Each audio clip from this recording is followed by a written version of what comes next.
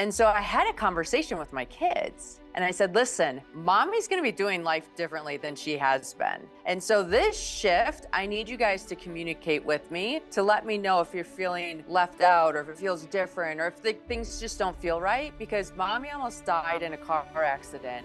And I realized that I've been putting my life on hold until you guys went to college, and then I was going to do things that got me excited again. And I'm going to start doing my life in parallel. I'm going to start chasing goals and doing things that I like. And I want you guys to communicate with me as you're adapting to this, as I'm adapting to this.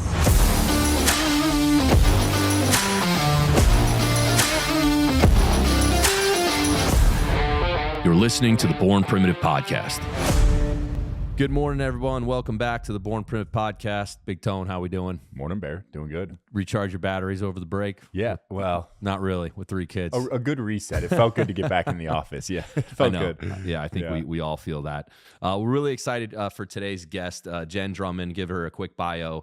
Jenn is a financial services entrepreneur, international speaker, author, world record-setting mountaineer, and the host of the Seek Your Next Summit podcast. In 2018, a near-fatal car accident became a turning point in Jenn's life. Emerging from the traumatic experience with a renewed sense of purpose, Jenn transformed her approach to life, prioritizing authenticity and embracing a more adventurous life. Fueled by her newfound passion, Jenn now dedicates herself to inspiring others to lead meaningful lives. She is the creator of Seek Your Summit programs, and her book, Break Proof: 7 Strategies to Build Resilience and Achieve Your Life Goals, outlines her journey and offers strategies for success. Jenn is also a world record holder as the first woman to climb the second highest summits on each of the 7 continents. Jenn, welcome to the podcast. Thank you, guys. Grateful to be here. Well, Jenn, I know we only have an hour here, so I guess we'll just get right into it. You know, I want to rewind to 2018. Obviously, understand you were in a pretty bad car accident.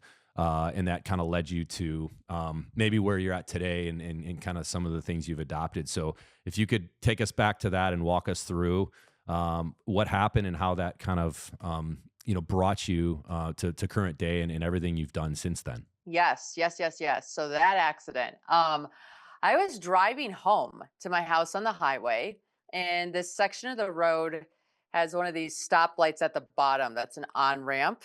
And so I hit that light green, which means I didn't lose any of my speed and kind of gained some momentum because I knew I was going up a hill. So I was gunning it a little bit. Started paying attention to the reservoir on the side of the road, just thinking, are we going to get more snow? When will this freeze over? And then all of a sudden my attention got pulled back to the road, and I was coming up hot on a semi truck that was going slower than a snail. We're pretty confident that that semi hit the red light, so it was trying to rebuild all of its speed, carrying all the weight that it had. So I go to get into the fast lane. As I'm crossing over to the fast lane, my passenger side headlight encounters the back trailer of the semi. And I watch it happen. And if anybody's been in one of these near-death experiences, time dilates for a minute. And you have this moment where you're like, okay, I'm watching these 2 things happen. I have a choice to either hold tight and try to brace and outbeat what happens, or surrender to what's going on and hoping that my body flows with the car instead of against it. So I put my hands on the steering wheel, head on the headrest, and I'm counting the times I'm going over. I'm like, okay, I'm going to flip over once. I'm going to flip over twice. And now I have 3 times. And I don't have enough momentum to do a front flip anymore. So now I'm going to do side flips. And I ended up upside down in the median after about 10 side flips, hanging there, not sure if I was alive or dead, right? Like, I'm like, I don't know what this moment is right now, but sound started to return, color started to return, like life kind of returned. And the next thing I know is a guy comes and peels back the windshield, and he's yelling at me. He's like, "Are you okay?" And I look at him and I think, I must not be, because his facial expression is telling me that I'm not okay. And my body is super warm. And I am so afraid to look and like confirm that I'm not okay, that I actually closed my eyes and I wiggled my fingers and toes. My first words out of my mouth were, I can feel my fingers and toes. I can feel my fingers and toes. So the guy on the other side of the windshield said, I think you're going to be okay. I'll sit with you till the ambulance comes because I don't know if something else is going on, and we'll take it from there. Dang, that's intense. It was intense. Did you have what were some of the injuries you did incur, if any, and what was how did it progress from there as far as the aftermath and the days to follow? Yeah, so the ambulance came we got me out of the windshield, went to the hospital, ran every test they could. I appeared everything was fine. I actually went home the same day, a few hours later.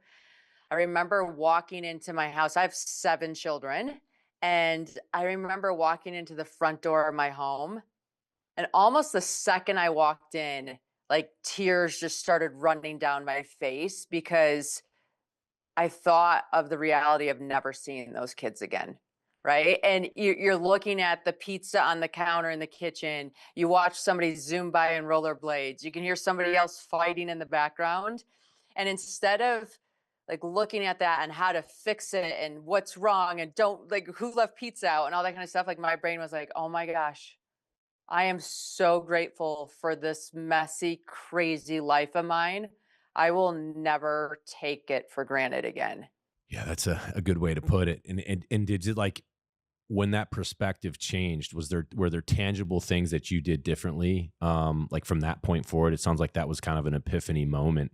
And what were those things? And is it safe to say that led you to do what you've been doing recently with Yeah. this new perspective?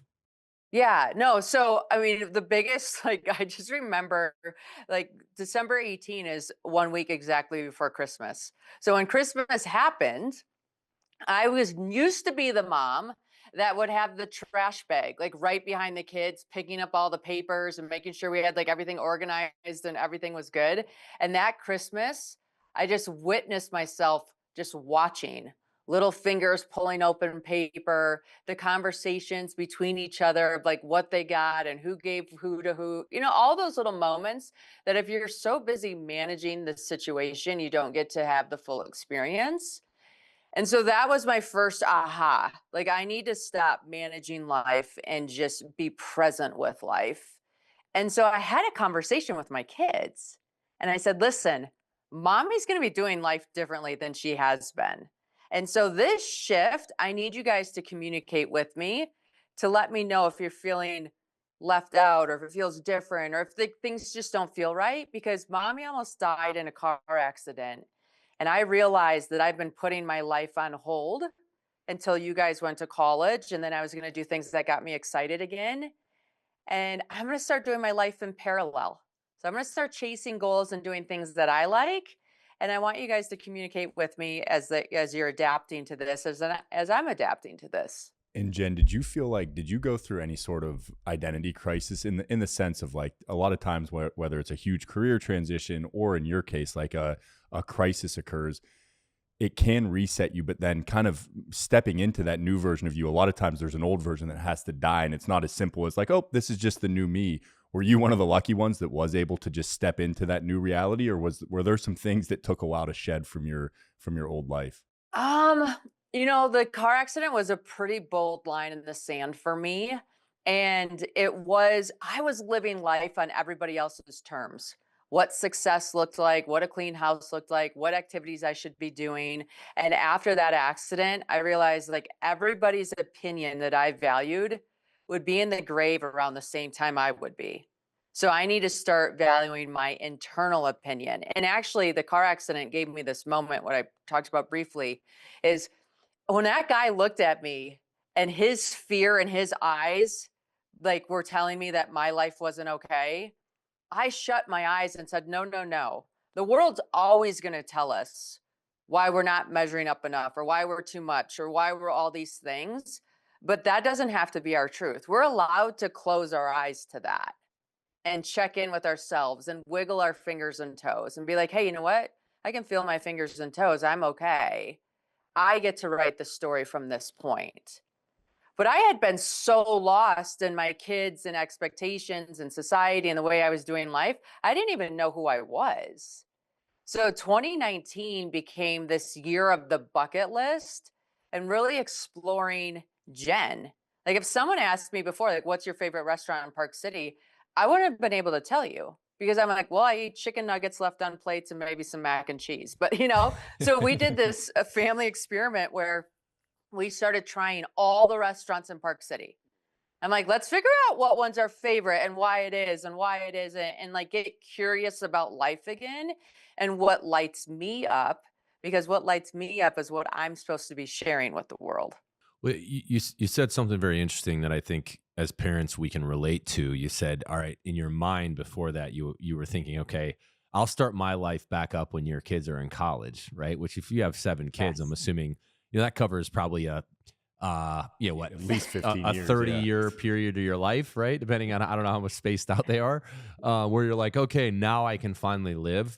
And I think a lot of us kind of do that in a way.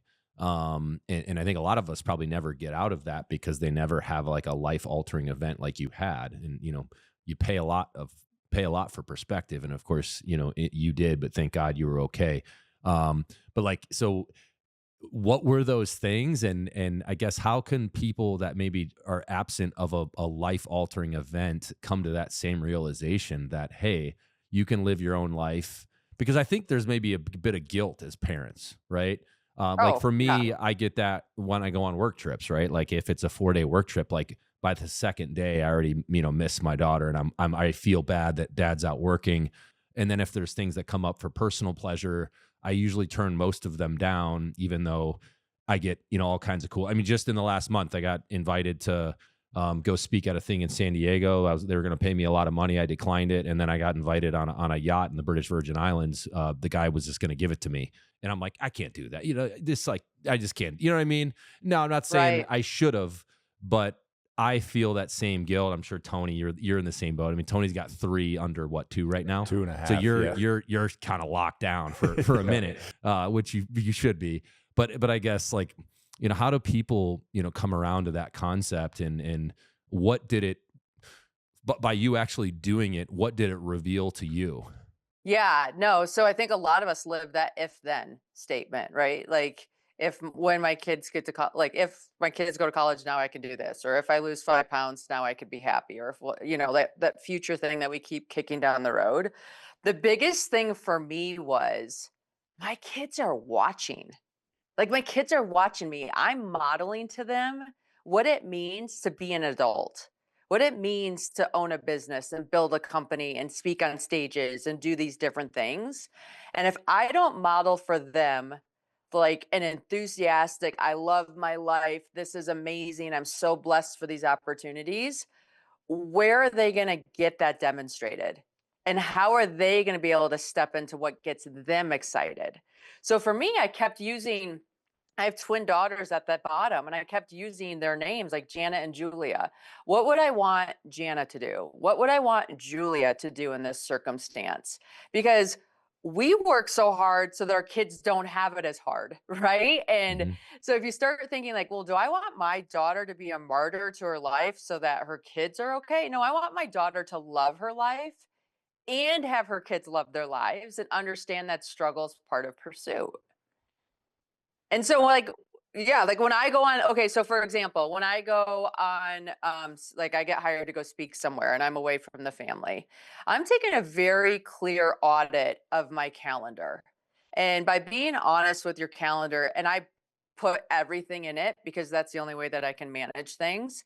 And I'll say, okay, Julia got enough time this month, or Jana got enough time this month, or you know what? I haven't had enough time with Josh. I'm going to actually take him on this speech with me, and he's going to miss a day of school. And that's okay because it's more important for him to be with me than it is for him to learn math facts one day.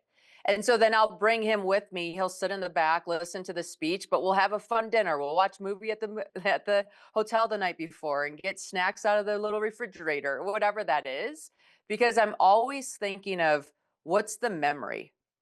What's the memory? Because if I would have died, what would their memory have been of me? And that's a real wake up call. How quickly after did the bucket list start to form? I know that's something you talk about a lot. And then what was the first big one that you pulled the trigger on to say like, hey, this isn't just a new perspective shift. I'm actually going to live this new reality. Yeah. Okay, so the bucket list was underway all of 2019. Like I was figuring out what my favorite color was, my favorite restaurant, like all the fun things. And I was thinking of all the things I wanted to do, see, and experience before I died, not knowing when that would be, but trying to just get a bunch of stuff on that list. And then I started breaking things into decades. Like I'm not a museum girl. Museums can happen in my 90s. I want to do things that require more athletic pursuit right now because I know that's only going to get harder. I live in Park City, so I'm surrounded by mountains. So I'm like, I'm going to climb a mountain. Like that was on my list. And when I was looking at the calendar, I'm like, oh, 2020, I was turning 40. I'm like, you know what? On this list, I'm going to climb a mountain for my 40th birthday to kind of launch that next decade and give that energy to it. And so I asked some friends locally, I'm like, hey, if you could climb one mountain in the whole world, what mountain would you climb? And the general consensus was this mountain named Ama de Blanc. I had never heard of it before, but they're like, it means the mother's necklace. It's located in Nepal. I always wanted to go to Nepal. And it's the Paramount Pictures logo. So every time you go to a movie, you can Oh, be like, I cool. climbed that mountain with my kids. So I'm like, yeah, I'm going to climb this mountain for my 40th birthday. So that was kind of like the first like big thing I took on from the list. But yeah, we remember how 2020 played out a little bit. What was your level of physical preparedness at that point? So you decide you want to do this and start kind of a new venture as like a expeditionist slash like climbing adventure. What was your level, just out of personal curiosity? What was your personal kind of fitness at the time? Yeah. Okay. So I had I played soccer in college. I was a gymnast growing up. So I kind of like, you kind of have that muscle memory, I think, your whole life if you do gymnastics. Played soccer. And then when I moved to Park City in 2015, I'd gotten into triathlon just because those people train all the time and it was a way for me to meet people. And so I did triathlon. And at this point, I was maybe I was definitely going to the gym and definitely training, but I was done with triathlons. I was kind of bored with that project. So I wasn't coming from the sofa, but I was by no means coming from a background in mountaineering. In fact, I had never slept in a tent before when I said we should do this thing.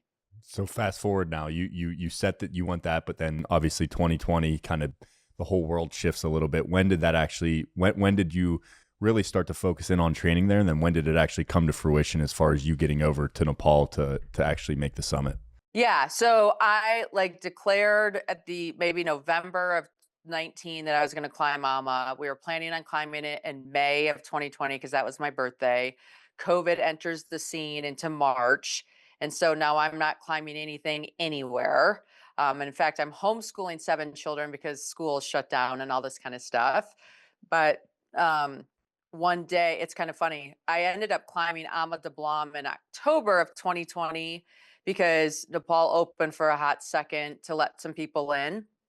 But in that training for Ama, I was homeschooling the kids. One of my kids was struggling with his math homework. So I was doing that parent pep talk we do, right? Like, we do hard things. You've got this. Finish your math homework and we'll go outside. And this little son of mine looks at me and he goes, Mom, if we do hard things, why are you climbing a mountain called I'm a Dumb Blonde instead of a real mountain like Mount Everest? And I'm like, I'm a dumb blonde. I'm like, oh, honey, it's Ama de Blanc, not I'm a dumb blonde, but thank you. And I'm like, finish your homework. We'll look at Everest. So before I even climbed Ama, we looked at Everest. He went to bed. And then I thought, you know what? I'm going to climb Everest. And I'm going to show this kid that whatever our Everest is, we're capable of summiting. And so I called up a coach and the coach is like, yeah, I can get you ready. It was a lot hard, like more technical or whatever. So I call a coach. He's like, yeah, I can get you ready. And so that's kind of how this like whole mountaineering thing took off. But correct me if I'm wrong, Ama is actually a pretty dangerous climb, correct? So how, like, for a first one to choose that one is an interesting, or maybe I don't know if it's dangerous or if there's just something unique about it. I mean, you can describe, but as a first one, What did you learn, and like once you actually summited, and then looking back on it now, is there anything you kind of laugh at yourself as like, damn, that was my first choice? Oh yeah, no, like if somebody came to me and was like, "Hey, I'm going to start mountaineering," I'd be like, "Okay, Grand Teton, Jackson Hole, like, Yeah. go visit some mountains in South America, and then go over to the Himalayas for sure." But I do think I had a huge advantage with the body awareness that you develop from gymnastics. That gives you a thing. But yeah, Ama de Blanc is actually still my favorite mountain that I've ever climbed. It's like the perfect height where you don't have to wait for tons of weather patterns to go through like the bigger mountains require. And it had a mix of ice climbing and rock climbing and all the different pieces, which were super fun. And did you ever take a swing at Everest, or is that on the horizon still? No, I did Everest. yes. Yeah. Oh, So you did here's what Everest? happened. Yeah. So Oh shoot, I it didn't say that in my Well, bio. no, she did all seven of like the main. I forget what do they call it? Like because you even did the second summits, which I think are technically like describe second summit versus first summit. Because I somebody told me once, and I think they're actually harder, aren't they? Yeah, so interesting story. So like here I'm training for Everest. I'm having a crappy day being a mom, which is part of being a mom. And I'm complaining to my coach. And I'm like, you know what? If I got a Guinness World Record, because that's what my son would read, and he would not read any other story out there, no matter how much I tried to get him to read. I'm like, if I got a Guinness World Record, I'd actually be a cool mom. And my coach was like, you know what? I'm going to come up with something. I'm like, okay, but I'm not eating, hot dogs or growing fingernails or the pumpkin crap or whatever. There's like unique things in that Guinness World There's Record some book weird ones. Yeah. that I have no desire to be a part of. And he's like, no, I'm going to think of something really cool. And so a few months later, he had called back. He's like, Jen, I think you should be the first woman to climb the 7-second summits. I'm like, I don't even know what you just said. He's like, well, the 7-second summits are the second highest point on each of the 7 continents. And randomly, they're more technical or they're logistically harder to get to, or like all these little things that make them harder than the first, which is why they'd only been done by one male and I'd be the first woman. And he's like, he sold it on this comment alone. He goes, think about it. 7 continents, 7 mountains, 7 children. It's a jackpot. And I'm like, it is a jackpot. I think I'm going to say yes to this, even though I have no clue what I'm saying yes to. And then the next thing is like each one of my kids picked a mountain. And so then all of a sudden, like I have accountability to the next level because I can't climb the one kid's mountain and climb everybody else's, right? And so, yeah, I started on that quest and just really wanted to show society and women and everybody that we are our own limiting belief and we have the choice to change that. Did you have any close calls in any of those, or any gnarly moments where you're like, uh-oh, did I bite off more than I could chew here? Okay, well, every climb you take, you're like, say that at least 10 times. You're Oh, like, why boy. did I pay to be here? Like, what Really? is wrong with my head? But I had two close calls. One where I lost the teammate in an avalanche. And so instead of climbing a mountain, I ended up hosting a funeral on the side of a mountain. And then another one, which almost was worse. I don't know if I know that doesn't sound right, but we were in this snowstorm on Mount Logan, which is the second highest point for North America. And on Mount Logan, you have these really bad winds. And if the winds combine with snow, it can be harsh. And you worry about your tent ripping. And if your tent rips, you're dead because you can't stay warm. And they're not going to send anybody to rescue you during a storm because they're not going to, put those people at risk. And so we have this tent up there. We build this igloo and we get notification that a storm's coming in. And this storm is 6 days long. And it for 14 hours during one section of it, we had all of our clothes on. We were like, our guide was like, okay, now if this tent rips, you're going to try to follow the rope that we used to find the bathroom. And then you're going to try to go as far as you can. And then like slowly lower yourself into the crevasse, because that's the best chance of living if you can find a way to get into the crevasse. I'm like, the crevasse? Our entire Wow. lives have been avoiding crevasses. What are you talking about? But the wind was it would grab the tent and pull it tight. And then the wind would like go and then the tent would like relax. And so and it's not like, oh, every 15 seconds this happens. It's 13 seconds, 37 seconds, 52 seconds. So your brain never gets to find a rhythm to just let go of it all. And we were on our phones, like writing messages to all of our family members so that if we did not make it, everybody had a message of what was going on and all that kind of stuff. And that moment was, yeah, you question a lot.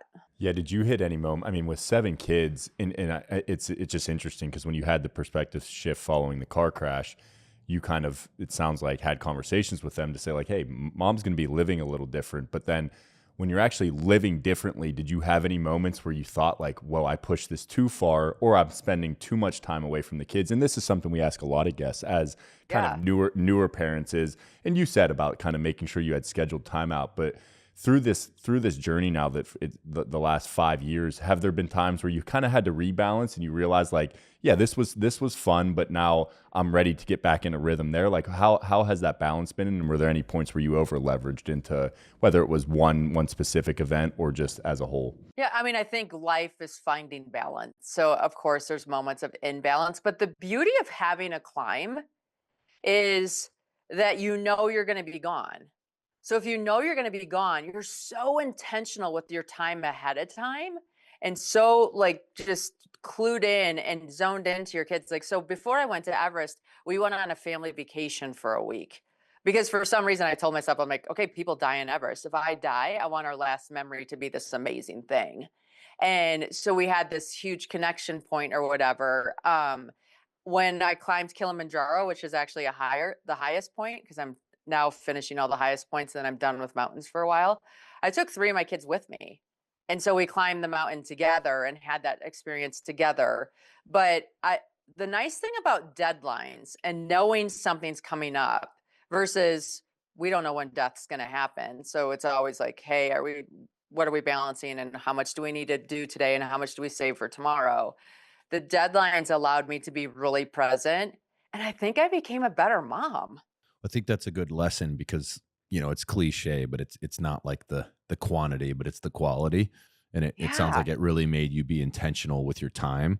And I think that's a great takeaway, just because I think, again, there's some guilt there for a lot of parents that if you're not always present, you're not being a good parent and all that. And you were able to pursue your dreams, but do it in a way that inspired your own children, right? Which of course is an incredible benefit because now their aperture for, as they look at their life is so much bigger, I would think, because they're seeing what mom is doing, right?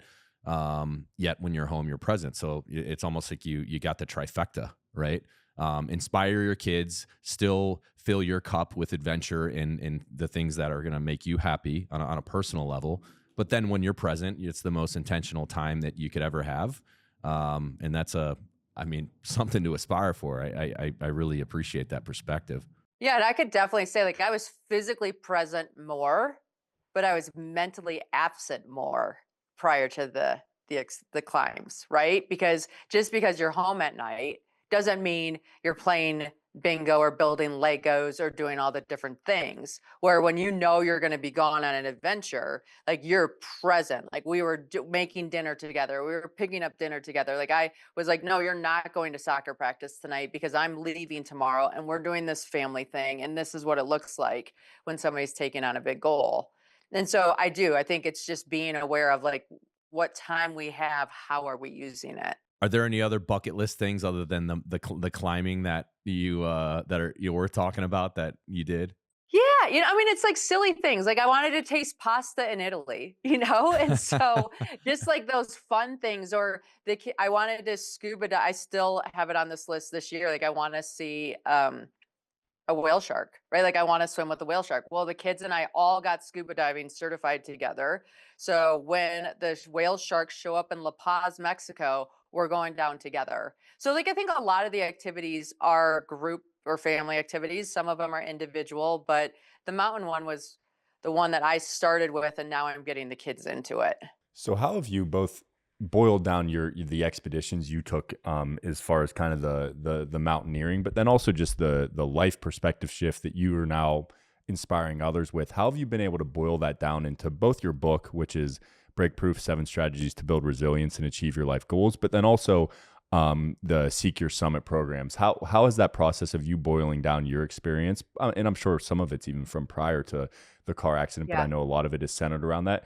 What does that process look like? And what does that, what is your goal with both the book and then the summits? Yeah, I think the major goal is to spark curiosity. When people look at me, they're like, "You're the mountain climber? Come on, really?" I'm 5'5", 115 pounds, and there I am. But when that causes that curiosity opens doors in other parts of their lives, which then we all know possibility is born from that space. So I think that's a big thing for me. I share the lessons along the way because a lot of us set Everest-like goals but don't really realize all the components that go into making them real. I think the biggest thing I learned is big mountains take big teams. So I'm not climbing Everest by myself. There's a team managing the kids at home. There's a team managing oxygen on the mountain and food on the mountain and the people on the mountain. Like there's so many people involved for me to get to the top of Everest. And I think a lot of times we set goals individually, think we're supposed to get all the way to the top by ourselves, run out of juice, and then we try to renegotiate and be like, oh, I wasn't really going to climb Everest. I was just going to go to base camp, whatever that metaphorically looks like for you.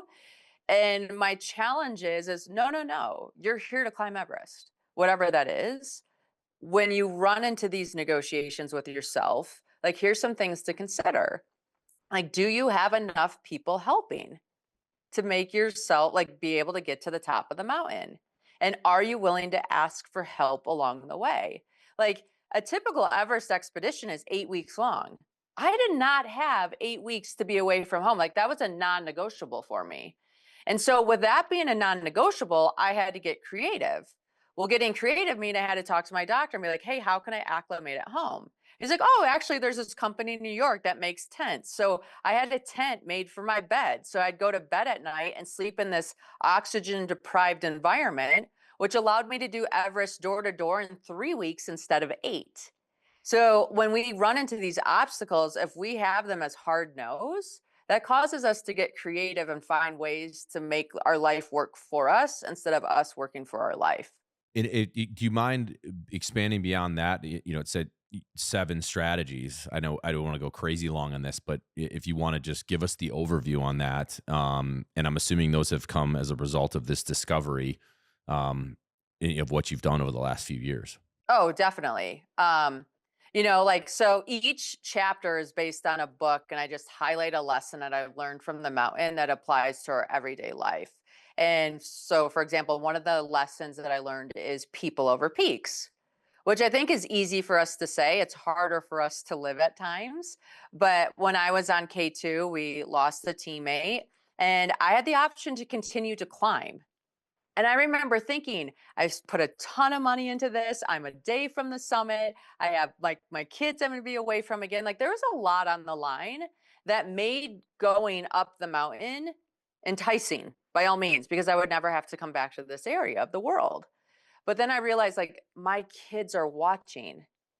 I don't want to show them an example of putting a peak over a person and or profits over people or like all these things that show up manifest different ways in our lives. So I climbed down and I took care of my team. I came home. I remember talking to my kids. I got home before they got home from camp. They come home from camp and they're like, hey mom, did you summit? Like, no, I didn't, but I had success. And they looked at me like, what are you talking about? I'm like, sometimes how we show up, like, or actually all times, how we show up as people is way more important than what we achieve. And I'm proud of the person I showed up as. And I don't know if it really resonated with them yet, but I think someday it will. And then here's the best part of this story is, I had to train for K2 again. I had to pay for K2 again. Like I had to go back to an environment that I just lost a teammate in and like have the motivation and confidence to climb this mountain. And I was struggling. Like I'm not lying. Like it was not rainbows and butterflies and hey, let's go back. Even to like 2 weeks before I was ready to go, I kept trying to think of like, what's my way out? Like, how do I get out of this thing? What can I do? And I got a phone call from an individual over there that had been training to climb. I'm like, hey, I don't have the resources to climb. Do you think you can help out? I'm like, 100%. I'll bring over gear. You can be on my team. This is going to work. And so in 2022, I go back and I become the third American female to stand on top of K2. But more importantly, 30 minutes later, the first Pakistani female stands on top of K2. The first Muslim female stands on top of K2. And having little daughters that look for people that look like them in spaces, I know how significant that was. And so a lot of times I think we feel failure is this end, where really it's a data point, and sometimes things happen to us so that we can be a part of a bigger story that we don't understand until we keep going forward and let it play out. So the book just takes you through like all these experiences of how it worked for me so that the reader has some options to keep in their speed dial of when something happens. Oh, Jenn had failure, but this is how it worked out. Maybe that will work out the same for me. I'm going to keep going. Yeah, I mean it's such good perspective because like you said, sometimes we chase milestones and we chase measurable components of success. You know, for some that could be a financial that's measurable, a promotion or a position at a company. Of course, summiting a mountain, that's a tangible result. And sometimes we chase those things because we think it'll unlock some sort of status or some type of benefit that you don't even really think through. And I love the example you give of like, all right, what's actually important? And we've talked about this a bunch, Tony, the concept of false summits in life. You know what I mean? Where your whole life, particularly for high achievers, you're under this illusion that as soon as I do this, it'll unlock this happiness that I've been chasing forever. Unfortunately, when you get to that summit, you realize it's a false summit. And you probably don't even enjoy that achievement, and you throw your rucksack back on and you're climbing to the next one, and that's a false summit. And you realize, well, maybe you will hopefully at some point realize that you're just chasing an illusion. And I think, you know, what you talked about, it parallels that a bit. For particularly for those that are type A, high achievers type, it's this dilemma where it's like, it's a great trait to have as an individual, but it also can drive yourself crazy because you'll never be satisfied. Right. Oh yeah. Yeah. So, Well, I mean, I was on the top of Mount Everest. This was like the biggest one. I was on the top of Mount Everest for 10 minutes, like 10 minutes. When I started hiking down that mountain, I was like, I trained 1,238 hours for 10 minutes on the top of that mountain. And if that's not an example of like, you better enjoy the journey, because these little like points of like 10-minute victories, they're 10 minutes. Like the experience is who you become and the pursuit of what you're chasing. And when you learn to have fun with that and enjoy that and like laugh at yourself as you discover more and how to be better, that's the point of life.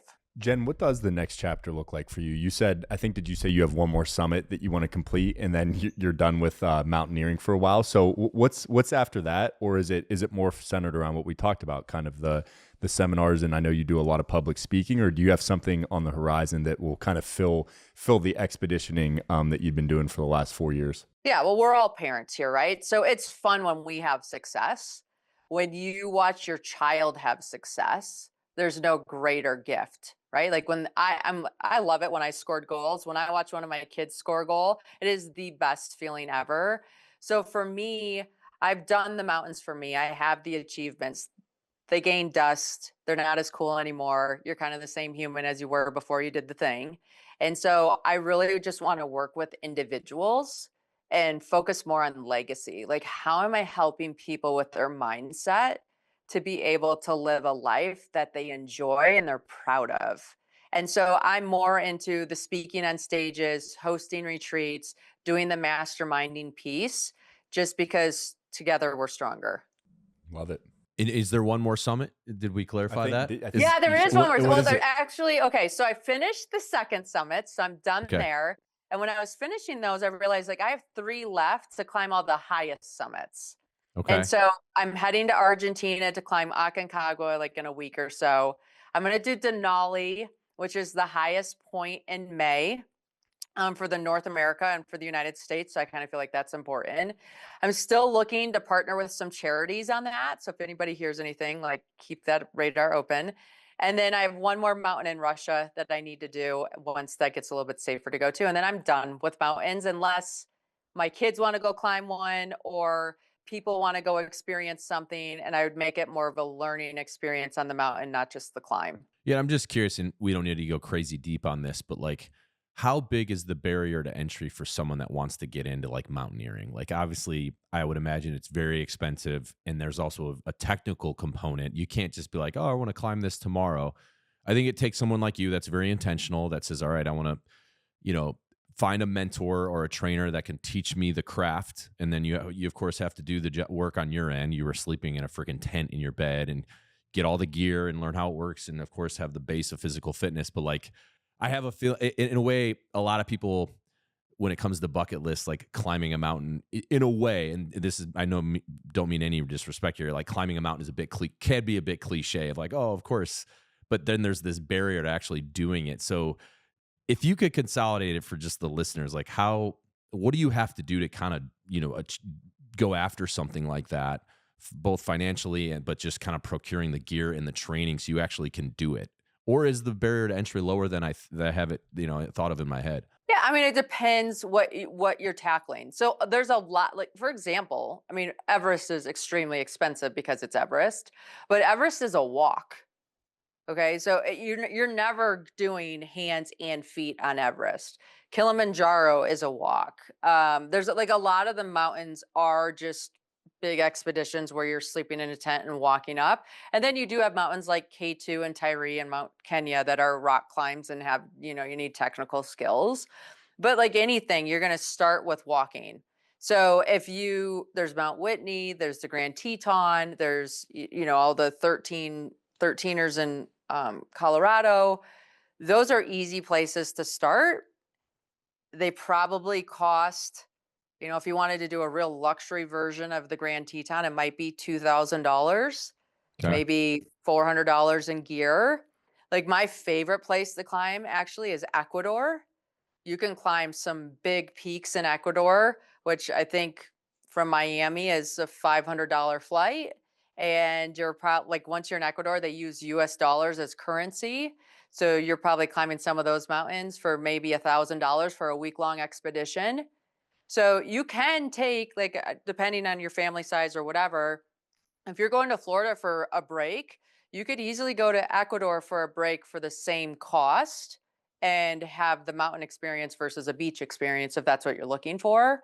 If you want to get into the big stuff like Everest, yeah, you're $75,000. Yeah, that's crazy. I mean, obviously, It's crazy. there's a reason for it, but we'll see. And you're paying that because you're paying that. Nepal doesn't have an economy, so that's how they make like money for their economy. They don't export things. They don't have anything. So, and you're paying layers of Sherpas and layers of safety and layers of ropes and all this kind of stuff. So once you understand all that goes into it, you're actually kind of glad that you're paying that fee because it makes it safer conditions for you on the mountain and for those working the mountain than back in the day. Oh yeah, I mean, imagine those guys. They're just going up and down, Up and down. like Up and down like it's wild. yeah, like it's nothing. It's freaking wild. Really cool. All right, so what's the next thing on the list, Jen? You got what's circled? I know you're done with the mountains. At least it's funny because you just casually be like, oh, I have to do the 3 remaining highest in the world, and then I'm done, which is for you like no big deal. But after that, what's on the horizon? Yeah, I mean, it's leading hikes here for kids to get them outdoors. Love it. It's just getting involved in the community and helping people live their best lives. Tony, Perfect. you got anything else? No, I feel it was fun to get to hear your story, and it's funny because you hear, like the basics of mountaineering, and not that we went super deep on it, but to hear somebody that's actually done it as opposed to just you hear about maybe somebody from 2 or 3 degrees separation that does Everest, but yeah, nobody I know has done the full array which you have. So really cool to hear your story and hear the specifics of that. Yeah, I think for me, the biggest takeaway here, the light bulb moment I had was when you were talking about, obviously it took a major life event to create this perspective, which in a way that was a blessing, and thank God you're okay. But hopefully, not everyone requires a crazy car accident to come to that realization, is the fact that you can be a present parent, pursue your own dreams and aspirations.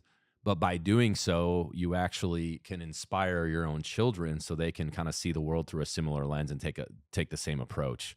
And I think that's brilliant because, like I said before, so many of us, I think, are caught in that, oh, you need to be there at all times and you got to kind of put your own life on hold for a minute. I think that's probably natural for most. Hmm. But then, yeah, if you're literally home every night, 365 days of the year, it probably dilutes a little bit of your effort towards just being a present parent because it's like you take it for granted because it's like the same night.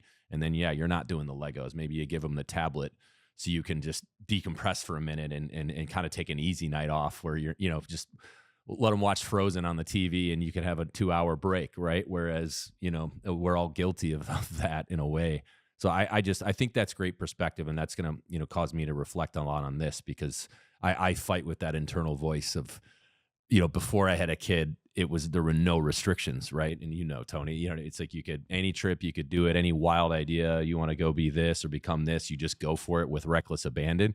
As soon as you have a kid, it almost puts in like a built-in governor into your aspirations because you're like, oh, well, it's not about me anymore.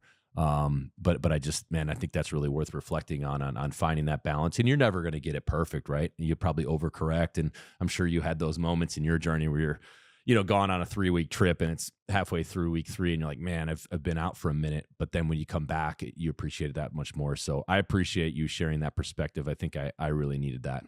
No, I'm happy to. And I'll give you one more story on that before we leave for a second. When I went to climb Everest, my biggest fear was leaving my kids. It wasn't climbing the mountain.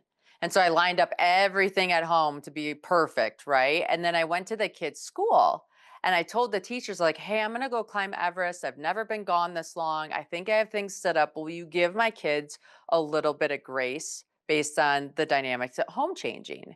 And this teacher was like, yeah. Would you mind coming in and teaching the kids about setting Everest-like goals? I'm like, 100% I will. So I went into the school. I talked about Everest-like goals. They colored little hikers that had flags on them. And it's like, make the Black Diamond ski team or, do visit grandma or do whatever. And then in the front of the school, we put this huge mountain and we made a little hiker, which was me. And I had a tracking device. So then the school could track me while I was gone. Oh, And then cool. and at Everest Base Camp, we had Wi-Fi. So I could Zoom call into the classrooms and answer the questions about like where I pooped and what I ate and all the things that the kids care about, right? And so then like I'm heartbroken because like I have all this free time that I'm not used to having on the side of the mountain. And my kids are being loved on by like the community and the teachers, and the kids are like, we saw your mom moved up to another camp and blah, blah, blah, blah, blah. So I came home from Everest and I was like so excited to see them and all the hugs, all the loves, all the everything. And it was probably one of those gifts that I would have never imagined. But watching my kids be loved on by people outside of me and feeling support of a community outside of me was such a gift for them too, that like they were excited I was home for 2 to 3 days. And after that, I was like, yeah, mom's here, whatever. We're the same. Love that. Love that. Yeah. Well, thank you so Yeah. much for coming on.